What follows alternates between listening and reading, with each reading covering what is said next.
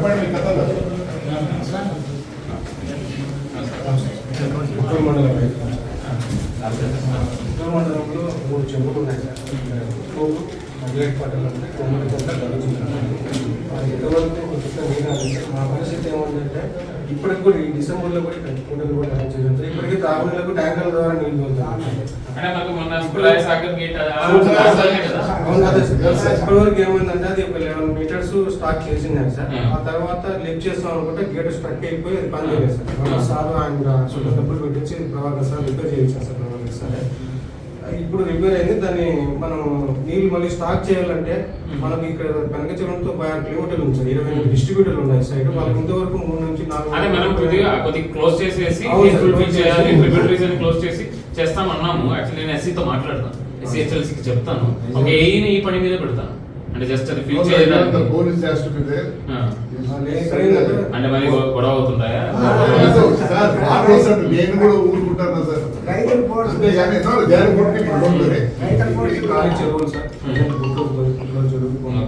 చెరువులు పొల్యూషన్స్ అవి దాంట్లో ట్యాంకర్లతో చెప్పినట్టు పోలీసుతో కూడా చెప్తాను.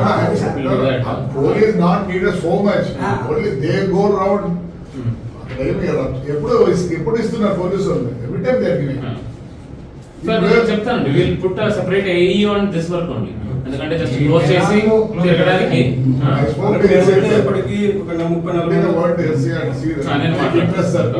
నేను మాట్లాడతాను.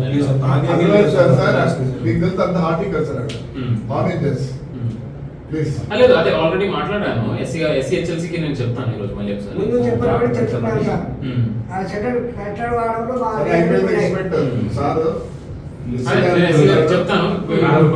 దీని మీదే పెడతాను ఓన్లీ ఫర్ రెగ్యులేటింగ్ ఇట్. అంటే రెగ్యులేటింగ్ అంటే ఆపేసి పే చేయడానికి. Every time we are giving all the equipment like jeeps or any JCB like that, so we are only providing.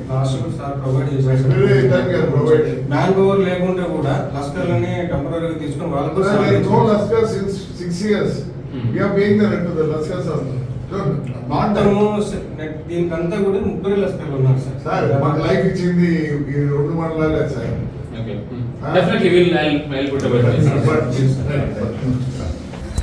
ఆ నీళ్ళు పుట్లూరు చెరుకు కోమటిగుడ్లకు గరుజు పోతాయి. ఇలా కర్మనో మా కర్మనో ఎవరి కర్మనో తెలియదు. ఆ షట్టరు ఎప్పుడు ప్రాబ్లమే. మొన్నటి వరకు పని చేసిందంటే అట్లా కష్టంతో.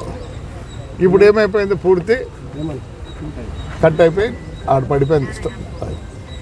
ఆడికి ఏం చేసాం మేము, డీప్ డ్రైవర్స్ ఉంటారు ఎక్కడ మన హొస్పేట్ దగ్గర, వాళ్ళు కూడా పిలిపించి చూపించాము.